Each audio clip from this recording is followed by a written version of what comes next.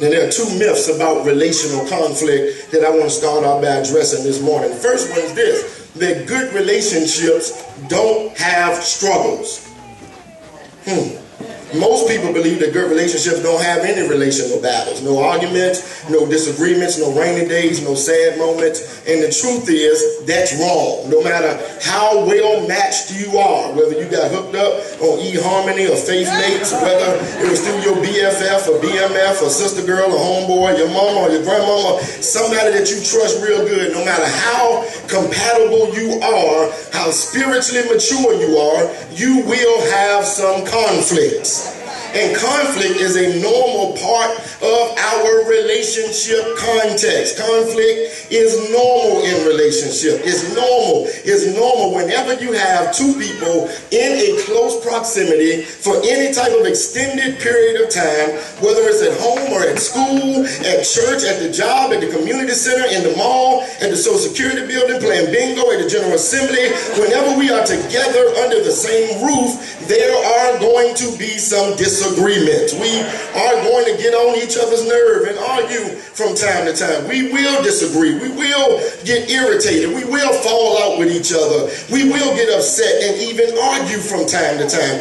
Anyone who says that their relationships never have difficulty is either lying or has some type of short-term memory loss.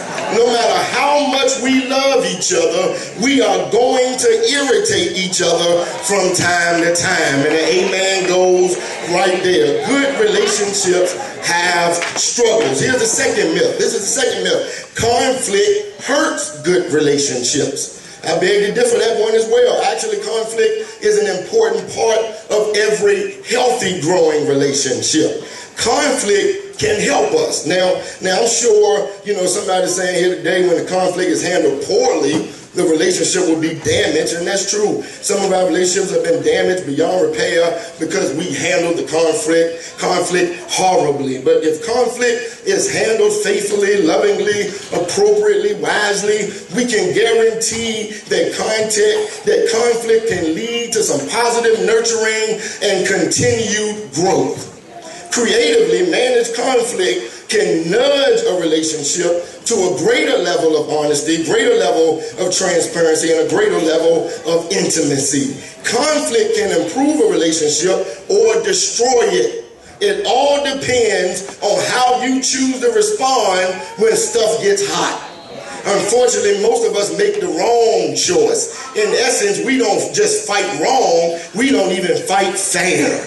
B.L. Hybels, the pastor of the Willow Creek Church, has classified a few inappropriate responses to conflicts and relationships in 4 ways. And so I borrowed them to share with you this morning. I want to see whether or not you recognize yourself or folk that you're in relationship with these type of examples. The first type of wrong way to handle conflict is to use what I call, or what Hybel calls, the Eskimo style.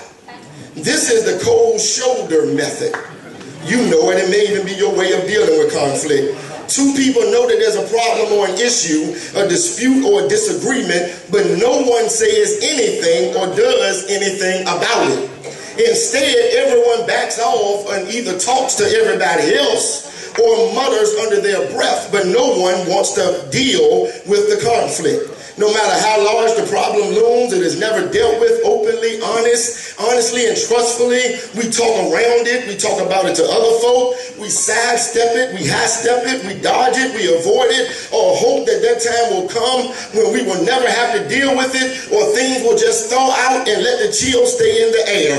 In fact, with each new unresolved conflict, we add a whole nother layer of ice on top of where we already were. Eventually, we freeze ourselves into total withdrawal from other people, and on the surface, everything seems cool, but underneath, we're ready to go postal, rearrange some furniture, or speak in some unknown tones.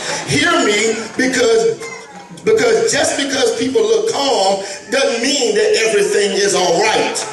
We just learn to give each other the cold shoulder while we boil like hot water underneath. Is that your style? Don't raise your hand, I don't want you to get in trouble. The next is the cowboy style of handling drama, handling issues. These are the people who deal with conflict by just letting the bullets fly. When they disagree, they pull their 45s and start firing out all kinds of verbal bullets at one another. In this style, feelings are vented, anger is released, words get to flowing, feelings get to hurting. There is action and drama, and a lot of damage is done along the way, because by swapping shots at each other, both people are wounded deeply. And if that wasn't enough, the issues that pushed the conflict in the first place remain unresolved, because instead of attacking the problem, we attack each other. All right, that's the second one. Third one is this. Another popular method of dealing with drama inappropriately is the escape style. People who embrace this method, as soon as an argument starts or disagreement takes place, issues pop off, you find them on the run. They'll holler it out in a minute. I'm out. I'm gone. I don't have time to deal with this. In relationships, that may mean going to work or staying at work, going out and getting drunk, going to the club, going to the mall, going shopping till you feel better, going to your mama's house or over to Junior and them's house, just storming out the house with nowhere to go, just riding around. Or worse yet, going to somebody else's house who does really understand you. In church, it might mean rolling around to 3 churches a year. On the job, it might mean leaving early or quitting quickly, but the goal is to get out of Dodge, avoid the argument, and stay away from dealing with any issues. Now, like the cowboy style person, the inescapist person has plenty of action going on there too. Doors are slamming, people are coming and going, but it's conflict avoidance at its best. Issues are never faced and problems are never solved. Oh God, either y'all quiet because I ain't doing a good job, or I'm doing too good of a job. Number 4, this is the fourth way of inappropriately dealing with drama. This is the manhandler method.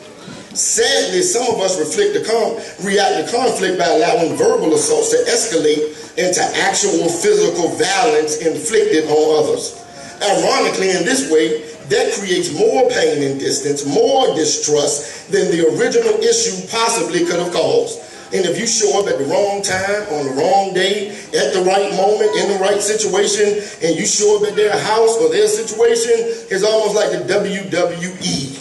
Elbows are flying, knees are dropping, trash cans are in the air, glasses and plates are flying projectiles, feet are kicking holes in the wall, furniture is moving around in high holes, fists are flying, fingernails are scratching. It's not a pretty sight. And if you are in that type of relationship, just let me give a public servant announcement right now. You need to get some help. You need to get some help right now. You need to call as soon as they open up on Tuesday and tell them you need some help, because most oftentimes people say, I'm sorry, it won't ever happen again. And if they could help themselves, they would have already done it. So don't take those chances. You need somebody to intervene on your behalf. And I feel like every now and then I've got to share this, if not for the benefit of adults, but for the benefit of young people. Putting your hands on somebody else does not prove that you love them. It is evidence that you have lost your cotton picking mind. That's what it's evidence of. When you put your hands on somebody, that's not love. Relationships and love shouldn't hurt you physically.